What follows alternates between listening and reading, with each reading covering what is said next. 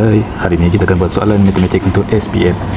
Okey, sebelum tu kita baca soalan dulu. Situasi dia yang mana Encik Noah ni ada gaji sebanyak 3,200 sebulan. So dia nak beli sebuah kereta lah untuk berulang-alik dari rumah pergi tempat kerja. So Bank X ni dia offer ataupun dia menawarkan kepada Encik Noah sebanyak 75,000 dengan kadar faedah sama rata 35%. Untuk tempoh dia bayar selama 9 tahun lah. So dia bagi pinjaman 75,000 dengan kadar faedah 35% yang dia perlu bayar selama 9 tahun lah.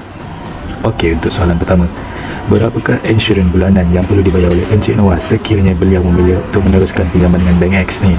Okey, soalannya tanya kita, berapa insurans bulanan dah yang perlu Encik Noah ni bayar kalau dia nak teruskan untuk meminjam daripada Bank X? Okey, sebelum tu kita kena kira lah insurans bulanan. Kena kira lah untuk berapa tahun.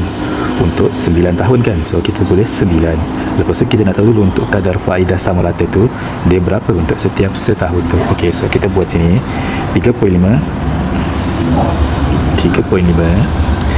per 100. Kenapa per 100? Sebab dia persen. So tadi ingatlah 35% ni dia 35 per 100. Darab dengan berapa pinjaman yang bagi? 75,000. So 35% tu daripada 75,000. Okey, yang ni dah settle. Lepas tu tambah dengan pinjaman kita berapa? 75,000. Okey, and then kita nak kira ni untuk berapa tahun? Untuk 9 tahun kan? So 9 tahun. Tapi untuk 9 tahun tu dia ada berapa bulan untuk setahun? So setahun ada 12 bulan. So 9 tahun ni darab dengan 12 lah. Sebab untuk setahun tu kita ada 12 bulan. So bila kita kira dalam kalkulator, kita akan dapat RM 913.19. So itulah jawapan kita ataupun insurans bulanan yang Encik Noah perlu bayar lah.